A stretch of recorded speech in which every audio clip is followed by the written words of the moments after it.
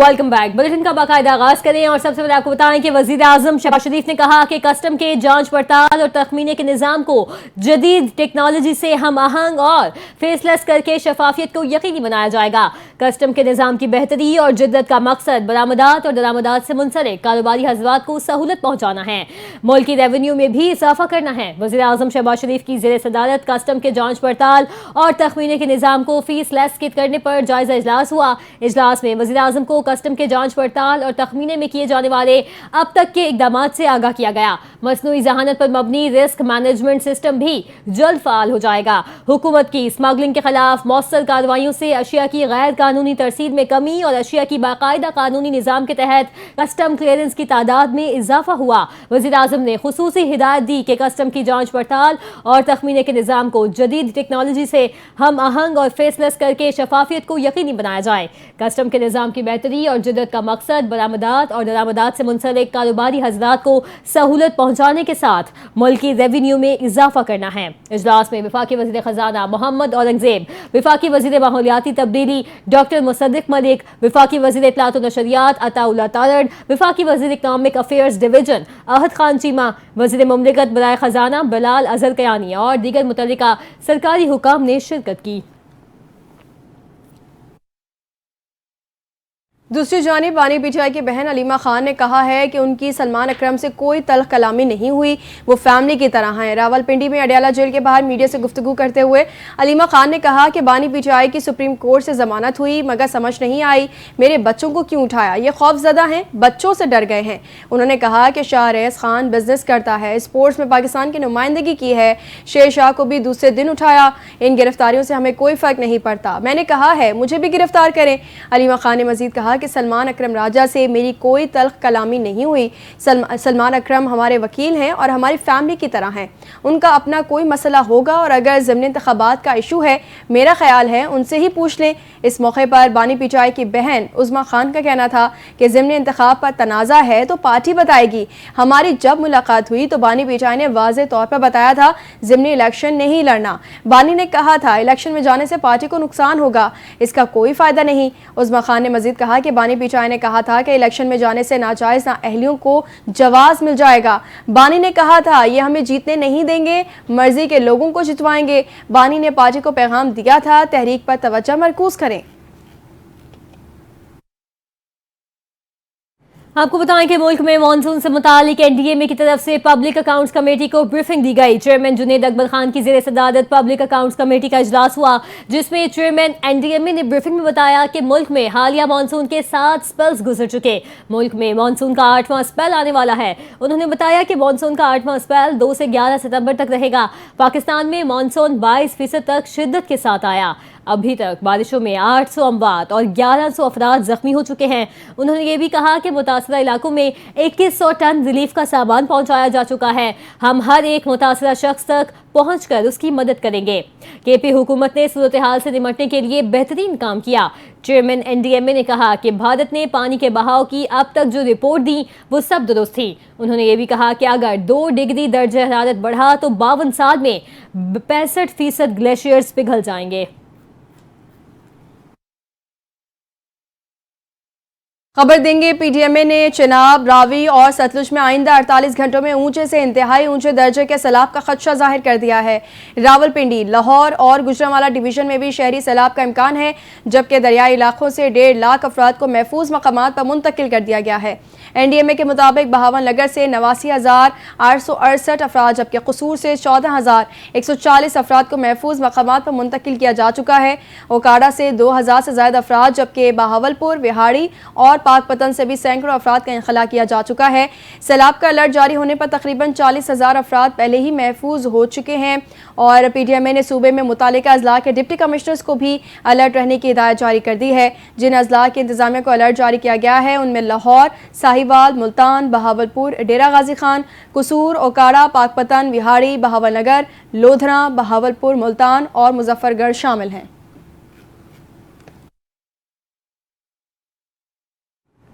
पख्तूनख्वा के जिला शांगला में सैलाब में जाँ बहक अफराद के वर्सा को 7 करोड़ 20 लाख रुपए मुआवजा अदा कर दिया गया। डिप्टी कमिश्नर शांगला मोहम्मद फवाद ने बताया कि शांगला में 36 जाँ बहक अफराद के वर्सा को मुआवजे की अदायगी की गई। 28 जख्मियों को 1 करोड़ 40 लाख रुपए जबकि 3 दुकानदारों को फीकस 5 लाख रुपए मुआवजा अदा किया गया।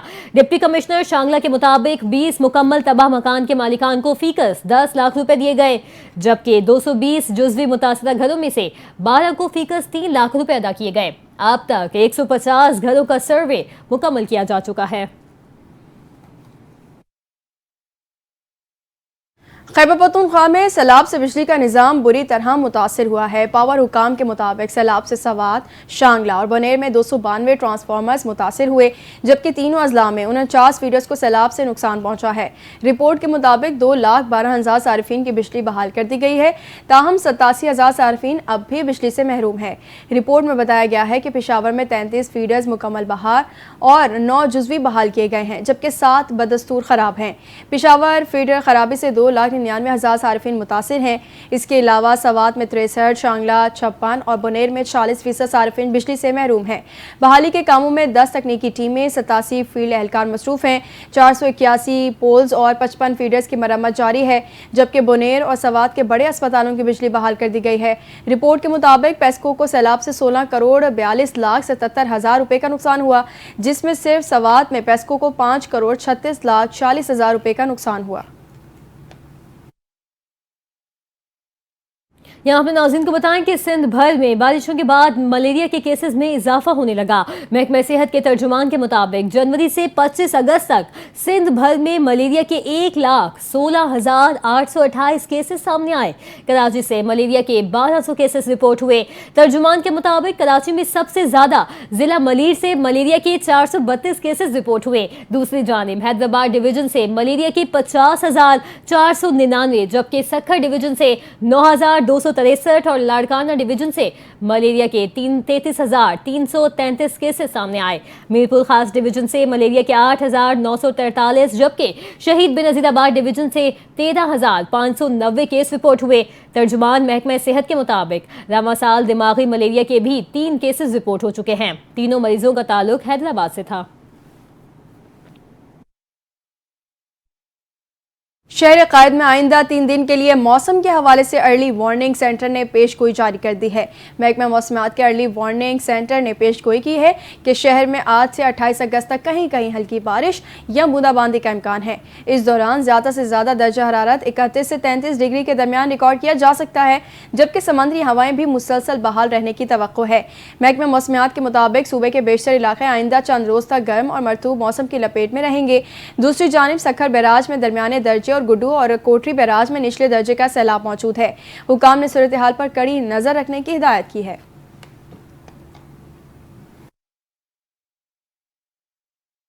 बुनेर से खबर यह है कि गाड़ी खाई में गिरने से खवातीन और बच्चे समेत 5 अफराद जाँ बहक हो गए। रेस्क्यू हुकाम के मुताबिक अफसोसनाक वाकया बुनेर के इलाके गोकन गौर दरा में पेश आया, जहां गाड़ी खाई में जा गिरी। रेस्क्यू हुकाम ने बताया कि हादसे के नतीजे में जाँ बहक होने वालों में खवातीन और बच्चे समेत 5 अफराद शामिल हैं, जबकि हादसे में 6 अफराद जख्मी हुए, जिन्हें फौरी तिब्बी इमदाद के लिए DHQ अस्पताल मुंतकिल कर दिया गया।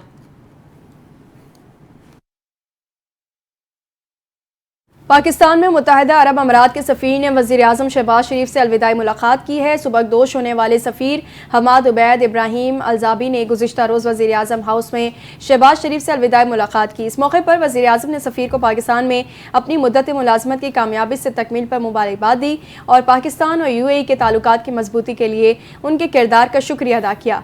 वज़ीर आज़म ने हालिया महीनों में दोनों ममालिक के ताल्लुकात मज़ीद मजबूत बनाने के इक़दामात पर इत्मीनान का इज़हार भी किया। वज़ीर आज़म शहबाज शरीफ का कहना था कि जल्द अज जल्द शेख मोहम्मद बिन ज़ायद अल नहयान के पाकिस्तान के सरकारी दौरे के मुंतज़िर हैं। इस मौके पर मुत्तहिदा अरब अमारात के सफ़ीर ने अलविदाई मुलाकात पर वज़ीर आज़म का शुक्रिया अदा किया और कहा कि अपने 9 साल क़याम के दौरान हुकूमत और आवाम की मिलने वाली हिमायत और दोस्ती पर बेहद मशकूर हूँ। सफ़ीर हमाद उबैद का कहना था कि मुस्तक़बिल में भी पाकिस्तान और मुत्तहिदा अरब अमारात के मजबूत ताल्लुकात के लिए काम करता रहूँगा। नायब वज़ीर आज़म और वज़ीर ख़ारजा सेनेटर मोहम्मद इसहाक डार ने तुर्की के वज़ीर ख़ारजा से अहम मुलाकात की है। दफ्तर ख़ारजा की जानिब से जारी बयान के मुताबिक नायब वज़ीर आज़म और वज़ीर ख़ारजा सेनेटर मोहम्मद इसहाक डार ने आज OIC के 21वें गैर मामूली इजलास बराए वज़ीर ख़ारजा के मौके पर अपने तुर्क हम मनसब हकान फैदान से मुलाकात की। इसहाक डार ने 91वें ICC वज़ीर ख़ारजा काउंसिल की चेयरमैनशिप के दौरान तुर्की के कायदाना किरदार की सताइश का इजहार किया। मुलाकात में फ़लस्तीन के साथ मुकम्मल यकजहती का इयादा किया गया और इस बात पर जोर दिया गया कि फ़लस्तीन में बढ़ते हुए इंसानी बहरान खुसूसन गज़ा में कहत के पेश नज़र फौरी इंसानी इमदाद की अशद ज़रूरत है। दोनों रहनुमाओं ने पाकिस्तान और तुर्की के दरमियान बरादराना ताल्लुकात की तौसीक़ की और कसीरुल-जहती ताउन को मज़ीद मजबूत बनाने के आज़म का इजहार किया। खैबर पख्तूनख्वा के जनूबी इलाकों में पोलियो के 2 नए केसेस की तस्दीक हो गई है। नेशनल इमरजेंसी ऑपरेशन सेंटर के मुताबिक पोलियो से मुतासर बच्चों का ताल्लुक ज़िला टांग और शिमाली वज़ीरिस्तान से है। नेशनल इमरजेंसी ऑपरेशन सेंटर के मुताबिक सूबे के जनूबी इलाकों में पोलियो की सूरत हाल तशवीशनाक है। आइंदा माह मुल्क भर में खुसूसी इंसदादे पोलियो मुहिम चलाई जाएगी। वाज़ेह रहे कि रवा माह लकी मरवत की UC सुलेमान खयल में 5 माह के बच्चे में पोलियो वायरस पाया गया था। रवा साल पाकिस्तान में पोलियो के मजमूई केसेस की तादाद 23 हो गई है। आपको बताएं कि तोशाखाना 2 केस में बानी PTI और उनकी अहलिया बुशरा बीबी के खिलाफ कार्रवाई के दौरान अहम पेशरफ सामने आई है। अडियाला जेल में होने वाली गुज़िश्ता समात का तहदीदी हुक्मनामा जारी कर दिया गया, जिसके मुताबिक अदालत ने जेल सुपरिटेंडेंट को हिदायत दी है कि बानी चेयरमैन PTI के वकला और अहल खाना को जेल में होने वाली समात में शामिल होने की इजाज़त दी जाए। स्पेशल जज सेंट्रल शाहरुख अर्जुमन ने तहदीदी हुक्मनामा जारी करते हुए कहा कि जिन वकला के वकालतनामे जमा हो चुके उन्हें समात में आने दिया जाए। इसी तरह जेल के बाहर मौजूद फैमिली मेंबरान को भी समात में शिरकत की इजाजत दी जाए।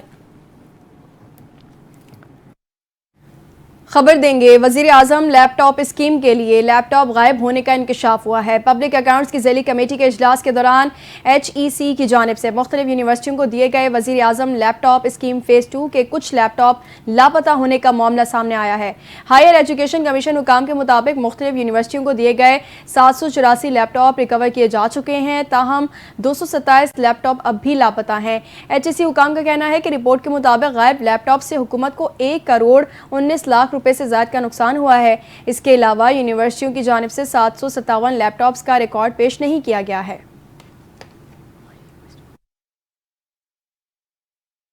नाज़रीन, वज़ीर आला पंजाब मरियम नवाज शरीफ की काविशों से सूबे के अवाम को जदीद सफरी सहूलत फराहम करने का एक और संगे मील अबूर कर लिया गया। शंघाई सी पोर्ट से मजीद 100 जदीद तरीन इलेक्ट्रिक बसेस शिप के जरिए पाकिस्तान रवाना कर दी गई हैं, जो चंद हफ्तों में पंजाब पहुंच जाएंगी। वज़ीर आला मरियम नवाज शरीफ ने पंजाब के अवाम को एक खुसूसी पैगाम में खुशखबरी सुनाते हुए कहा कि दिसंबर तक पंजाब के हर जिले में जदीद इलेक्ट्रिक बसेस सड़कों पर रवा दवा होंगी।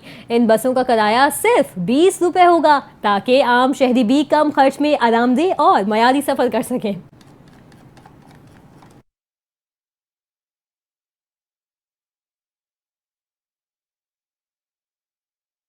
जुलाई 2024 के मुकाबले में पाकिस्तान को जुलाई 2025 की गैर मुल्की फंडिंग में 26 करोड़ डॉलर का इजाफा हुआ है। वज़ारत इक़्तिसादी उमूर की रिपोर्ट के मुताबिक नए माली साल के पहले महीने जुलाई 2025 में पाकिस्तान को 69 करोड़ 45 लाख डॉलर की गैर मुल्की फंडिंग मौसूल हुई। अदाद शुमार के मुताबिक जून 2025 में गैर मुल्की फंडिंग 5 अरब 25 करोड़ डॉलर रही थी, जिसके मुकाबले में जुलाई में 4 अरब 55 करोड़ डॉलर की बड़ी कमी रिकॉर्ड की गई। रिपोर्ट में बताया गया है कि अगरचे माहाना बुनियादों पर बड़ी कमी सामने आई है, लेकिन गुज़िश्ता साल के मुकाबले में बैरूनी फंडिंग में इजाफा रिकॉर्ड किया गया है।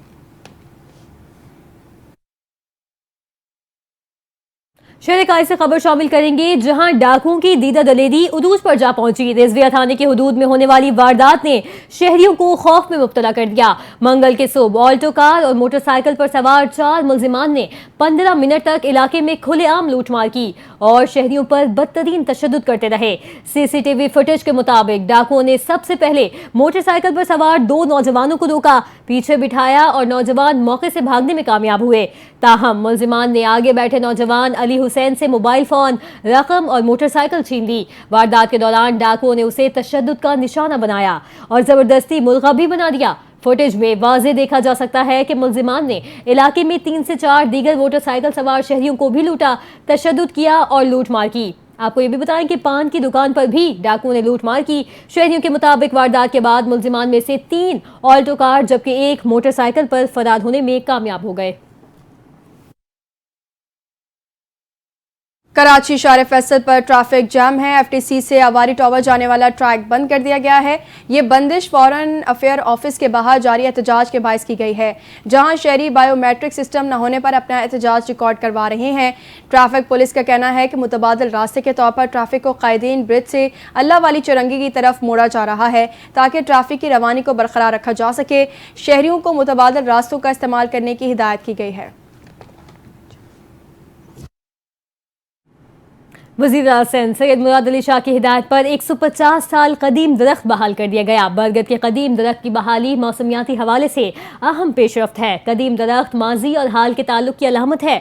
वज़ीर आला सिंध मुराद अली शाह ने नौजवानों को पैगाम देते हुए कहा कि तारीखी दरख्तों की अहमियत और उनकी हिफाजत के लिए कोशा रहें। हालिया मानसून बारिशों में तेज़ हवाओं के बायस कसरनास कराची में बानियान का दरख्त गिर गया था। 2 दिन से जारी रेस्क्यू ऑपरेशन कामयाबी से मुकम्मल कर लिया गया। इसी तरह 150 साल कदीम दरख्त ने जिंदगी के नए सफर की शुरुआत कर दी है। महकमा जंगलात सिंध की रिपोर्ट के मुताबिक दरख्त की जड़ों को फंगस और दीमक के हमले की वजह से नुकसान पहुंचा।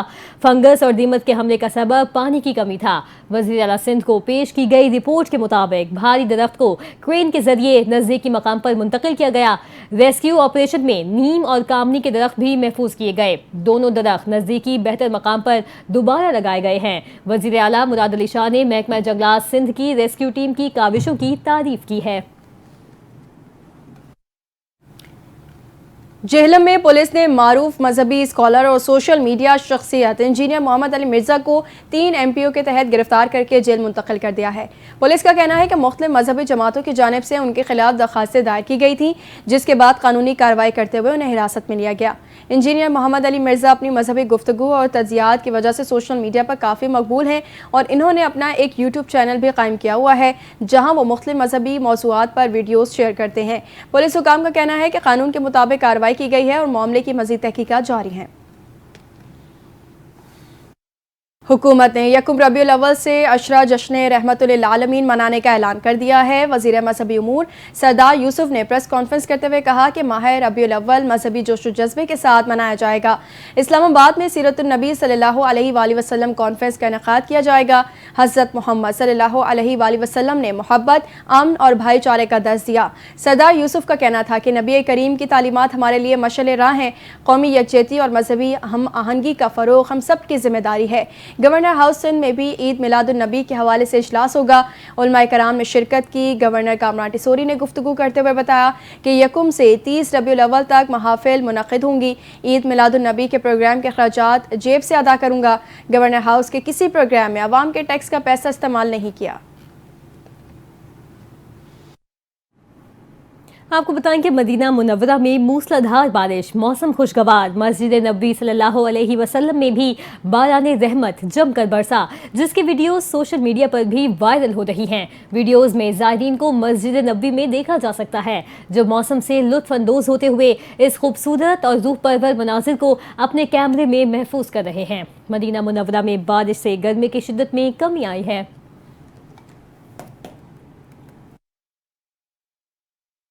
थाईलैंड में होने वाली एशियन बॉडी बिल्डिंग चैंपियनशिप में शानदार कारकर्दगी दिखाने वाले कौमी तनसाज हीरो वतन वापस पहुंच गए। कराची एयरपोर्ट पाकिस्तान जिंदाबाद के नारों से गूंज उठा। एयरपोर्ट पर पाकिस्तान बॉडी बिल्डिंग फेडरेशन के सदर और साबिक नायब नाजिम कराची तारिक हसन की क़यादत में पुरतपाक इस्तकबाल किया गया। तनसाजों को गुलदस्ते पेश किए गए और कौमी परचम लहराए गए। पाकिस्तानी खिलाड़ियों ने चैंपियनशिप में शानदार परफॉर्मेंस का मुजाहरा करते हुए 5 गोल्ड मेडल्स अपने नाम किए। गोल्ड मेडल जीतने वालों में मोहम्मद शकील, फरासत अली, इजाज अहमद, फैजान गुल और बिलाल अहमद शामिल हैं, जिन्होंने मुख्तलिफ कैटेगरीज में फतह हासिल की है।